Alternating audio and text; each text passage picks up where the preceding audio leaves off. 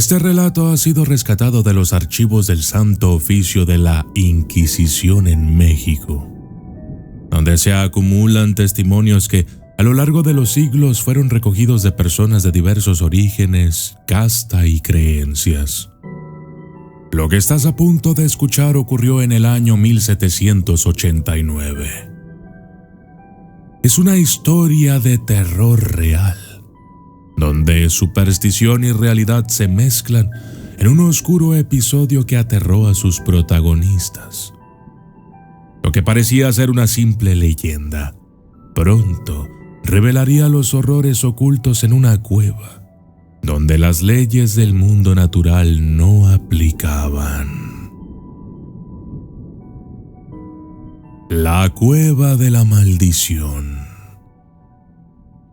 Era el 17 de agosto de 1789 cuando Ventura de la Cruz, un hombre de unos 24 años y oriundo de un pequeño pueblo cercano a Acapulco, se presentó ante el Santo Tribunal, convocado para responder por una serie de acusaciones que lo ligaban a prácticas peligrosas e incomprensibles. Había abandonado su pueblo natal siendo apenas un niño, para servir como soldado en el puerto de Acapulco. Después de desertar del ejército, pasó los siguientes años vagando por diversos lugares, trabajando como arriero y ocultándose del rigor de la ley. Pero su historia iba más allá de la simple vida de un fugitivo. Durante su errante vida, Ventura conoció a un hombre llamado José Bonifacio, a quien describió como un hombre de piel oscura y de comportamiento inquietante.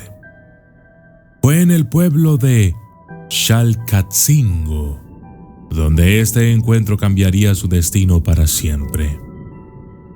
Bonifacio le habló de una cueva oculta, un lugar de riquezas y secretos que solo los valientes o desesperados podían visitar.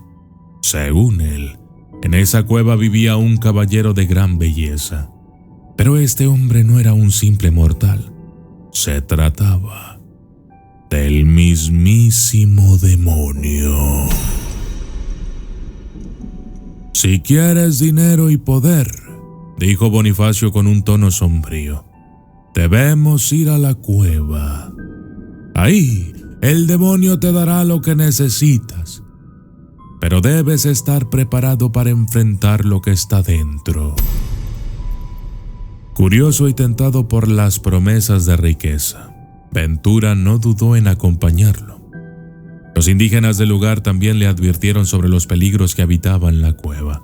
Le dijeron que, al entrar, lo primero que encontraría sería un chivo negro, el cual se voltearía para que le besara la parte trasera.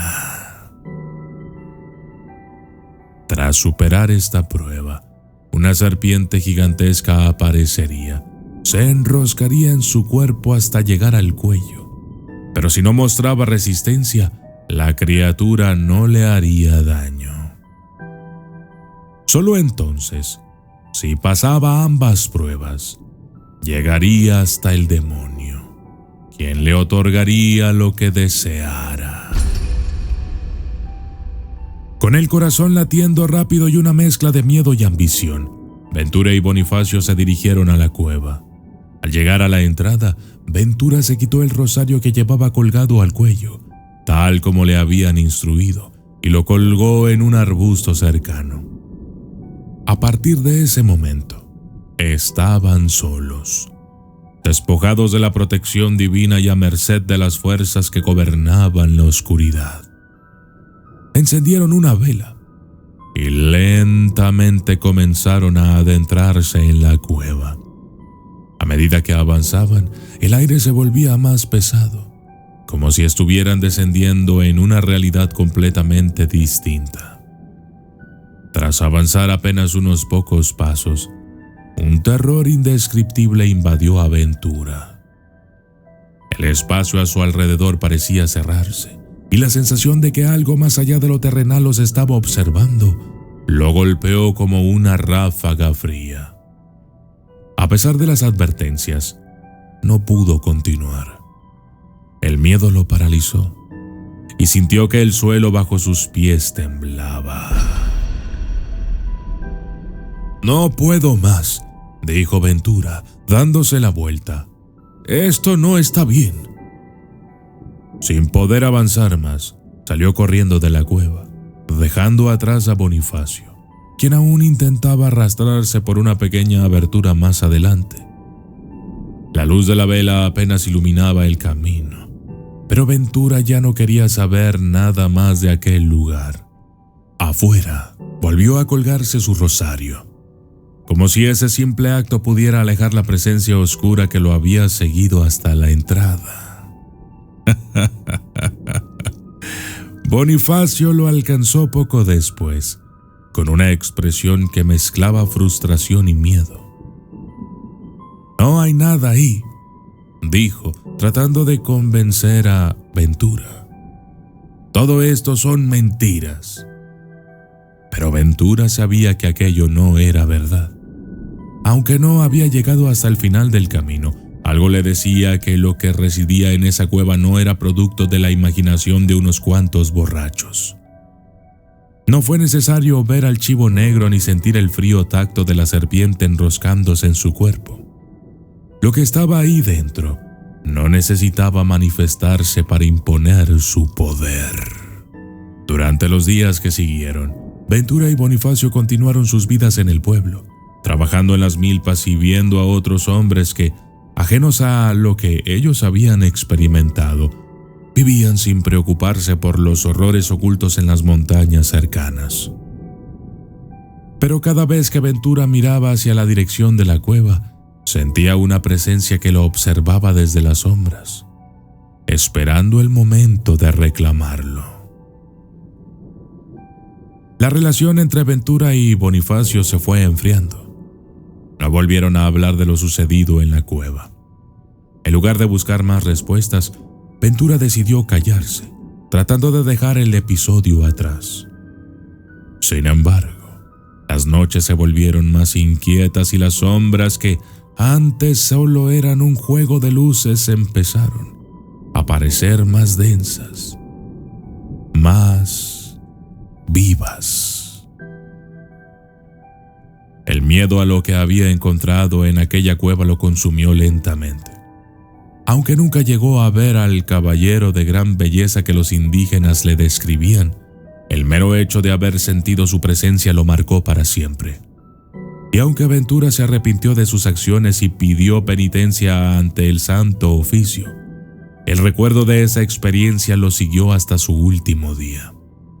Nunca más volvió a acercarse a la cueva, ni volvió a ver a Bonifacio después de aquellos días. Algunos decían que Bonifacio había desaparecido en una noche oscura, arrastrado por las mismas fuerzas que habitaban en la cueva. Otros afirmaban que seguía vagando de un lugar a otro, como un alma errante, condenado a buscar lo que jamás podría encontrar. Años después, los archivos del Santo Oficio registraron que la investigación sobre este caso se había cerrado. Sin pistas sobre Bonifacio ni sobre lo que realmente sucedió en la cueva, lo único que quedó fue el testimonio de un hombre aterrorizado, que había rozado los límites de lo desconocido y había pagado un precio más alto de lo que jamás imaginó. Este es el testimonio de Ventura de la Cruz, un hombre común que, en su ambición y curiosidad, se acercó a las sombras y regresó con cicatrices que no se ven, pero que se sienten.